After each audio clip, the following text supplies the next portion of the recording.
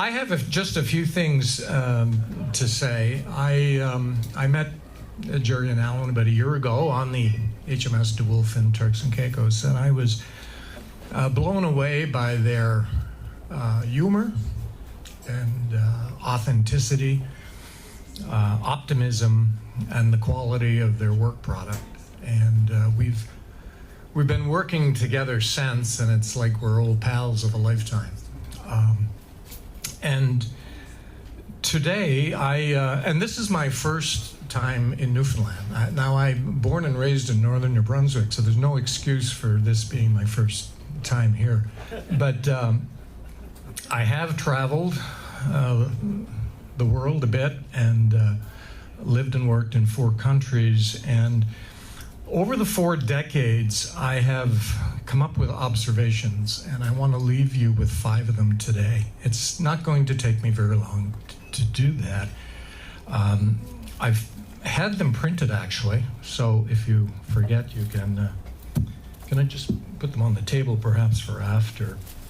I do not own the truth, and I have not co-authored the Bible, but they are observations of mine that have come up along the way in my years of experience. And it is my hope and expectation that one thing I say will resonate with you.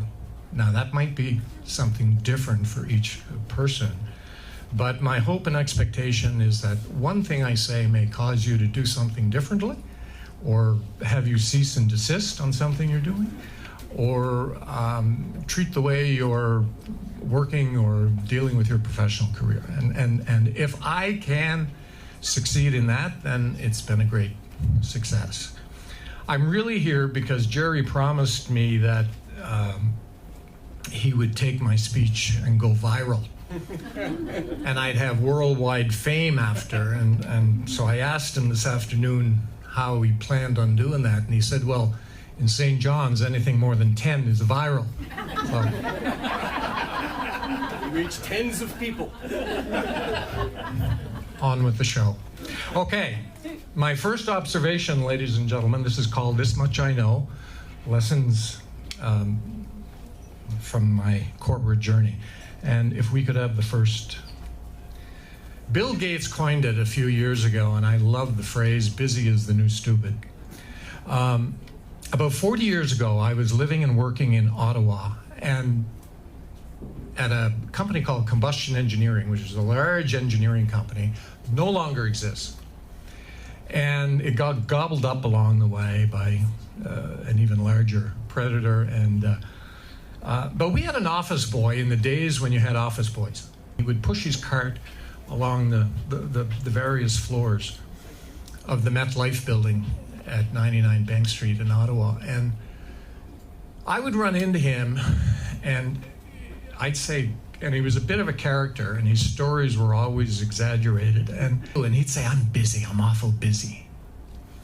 And I would suggest to you, ladies and gentlemen, that 40 years later, we've all caught up to Craig. Because we believe that unless we're besieged with text messages and emails and other forms of what I call digital confetti, that unless we are overburdened with meetings that, 80% of them are useless, that somehow we're not worthy. So if you came here tonight and you saw someone that you hadn't seen in a while, chances are, dollars to donuts, you ask them how work is, and they'd say, busy, really, really busy. And we're busy because of this thing, and it's distraction. And I can't tell you how many people I deal with today, that companies I deal with, that are in chaos because of the disruption caused by this technology. And so I'm going to give you a little formula to deal with that. But, yep. We're busy because we're distracted. It has nothing to do with our own sense of self-importance. And what happens when we're busy? It's disruption and chaos, correct? So far be it from me to tell a group of Newfoundlanders how a ship sinks, but I'm going to. A ship sinks in 2 ways, gradually and then all of a sudden.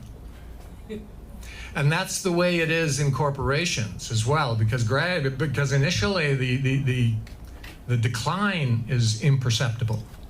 And if you're not paying attention, you can lose the game. So a ship sinks in two ways. Next slide, Jerry. And so here's the equation. A well-run company, in my experience, spends 20% of its time in planning. It's about tomorrow's products, tomorrow's services, and new markets for those products and services, and it spends 70% of its time in what I call operations. And operations is baking the bread and selling the bread. And 10% of its time in reactionary. And when that is skewed, the results are not pretty. But what happens today because of technological disruption is the reactionary grows. Now you may say, well, why would you have 10% reactionary? Shouldn't it be zero? Well, yeah, in a perfect world it would be, but frankly, the world is not perfect. And so if the internet blows a gasket and the call center goes down, you're in a reactionary mode. Or if you're waiting for a component part from Central Canada to assemble something for a key customer, and that's delayed because of transportation issues, you're in a reactionary mode. So what happens is the reactionary mode grows, and in the operations side, they steal it from the planning side, so there's very little planning going on. And you're dealing with an operating environment that's being cannibalized by the reactionary. My second point to you, ladies and gentlemen, is that progress often masquerades as trouble.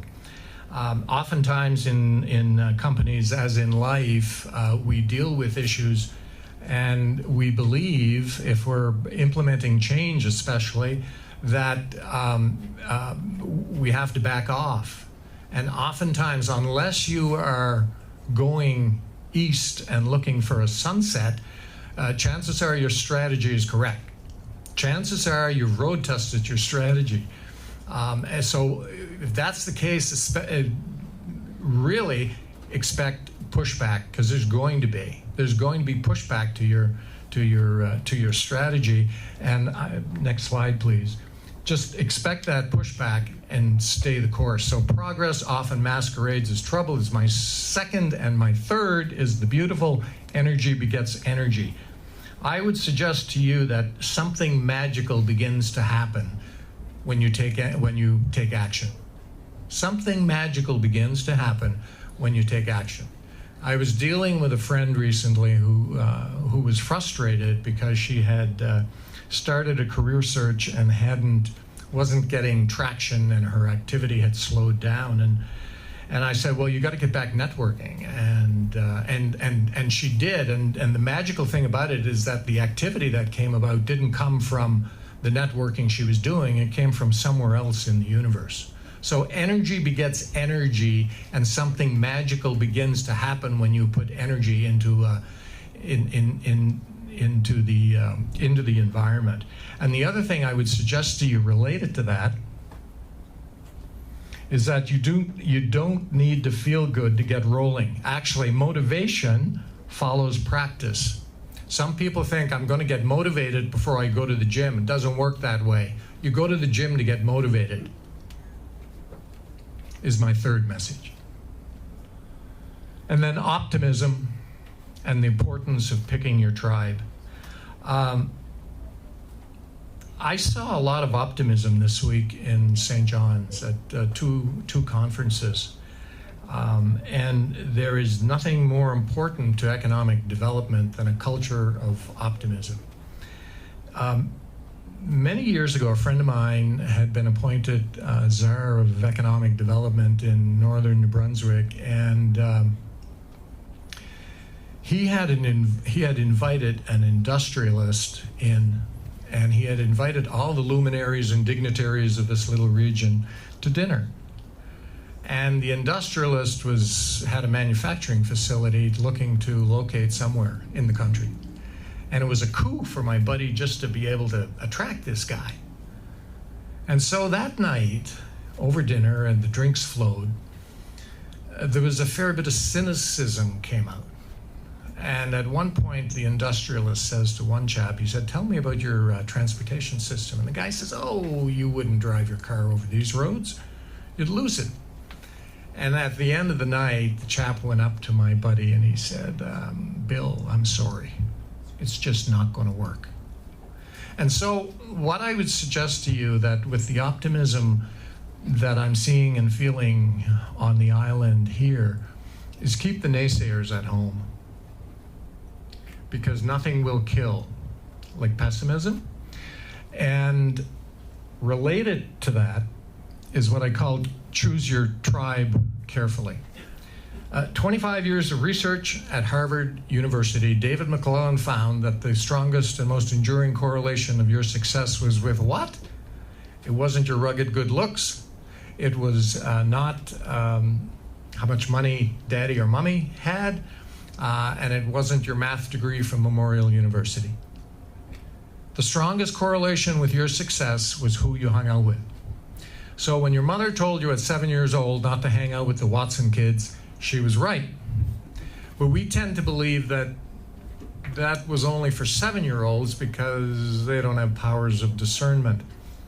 I'm here to tell you that that's as equally as true for adults, 7 or 70.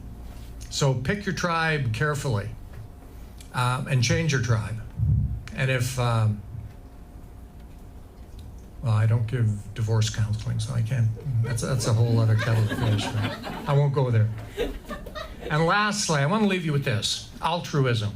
I go back to my initial business, or busy as the new stupid. There is an untold amount of stress and strain and anxiety and depression today in the world. And I was, up until the end of March, chairing NB Power, the energy utility in New Brunswick. And I remember a couple of years ago asking to look at the long-term disability stats, and I was quite startled at the number of people who were out on anxiety-related, stress-related illnesses. And it's a fact that we are dealing with untold amount of anxiety and stress and depression. And so they asked His Holiness the Dalai Lama what the antidote to that would be, what he would recommend for the anxiety and depression in the world today. And he said altruism. Do something for somebody else, and it takes your mind off your own ailments. And he is right. Simon Sinek said that you go into a bookstore and there's a huge section on self-help, but there's nothing for helping others. Now, actually, Newfoundlanders have this, and you have this in spades. You demonstrated it at in Gander and Stephenville on 9/11, and you demonstrated it more recently with the tragedy with the submersible off to the Titanic. And actually, on 9/11, I was working in England, and I had 2 colleagues in the air coming to Connecticut, to our subsidiary there, and they were diverted to Stephenville.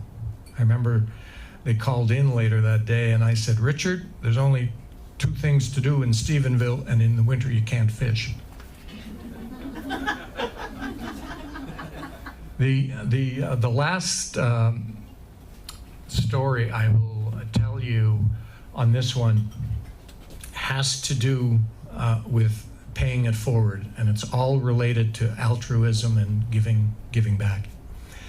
Leo Buscaglia, the great humanist and former professor at the University of California, I believe it was, and prolific author on issues of love and philosophy and all kinds of good things like that.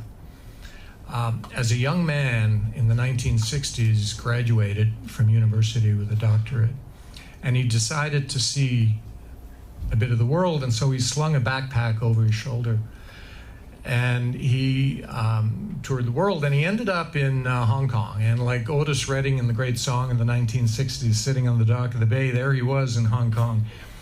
And he was approached by a small Asian man who had a Cantonese to English dictionary. And the chap came up to him and asked him a question. And they got talking. And the gentleman, Mr. Wong, asked him where he was staying. And Leo Buscaglia said, well, he really wasn't sure. He was going to try and find a youth hostel. And so the gentleman convinced him to come home with him. And so Leo Buscaglia followed the gentleman home. And he found out that he lived in a flat, a rather small flat, with 7 children. And for the week he stayed with him, this family gave him all they had and more. And as a token of his deep appreciation at the end of the week, Leo Buscaglia enrolled Mr. Wong in a English as a second language course at the American University in Hong Kong. And he came back to America and he went on with his life teaching at the University of California. And almost 3 years to the day, he received a package in the mail. And it was from Mr. Wong, who said, Dr. Buscaglia, I am deeply grateful, and I want to inform you that my English has greatly improved. And I got a new job, and I'm a teller in the bank, and my family's doing great. And I'm returning the money you spent on my English course. So Buscaglia was moved to tears. I mean, you talk about character. That man had nothing. He didn't have a pot to you-know-what in. And here he had saved up in $1960. I don't know what it would have been, but it was probably a few $100s. And he was returning it. So Buscaglia sat down and he wrote a letter back and he said, Mr. Wong, I'm delighted to hear from you, and I'm so proud of what you have done, and I'm delighted to hear of your job, but I can't accept your money. And so I am suggesting that you take it back to the dock of the bay and you find someone less well off than you are, and one by one we'll change the world. So altruism is alive and well in Newfoundland. This is not a lecture. It's a reinforcement of what you all do, I think, by nature. But it's incredibly important in today's world. It's a world of a bit of craziness and a bit of disruption, but it's made all the better by this endearing human quality. So thank you for your attention and for having me. And this arguably has to be the most beautiful view any bar in Canada would have at the foothills of Signal Hill and looking out into the Narrows. So thank you. I have my 5 points up here on the card, and enjoy the rest of our little networking event. Thank you.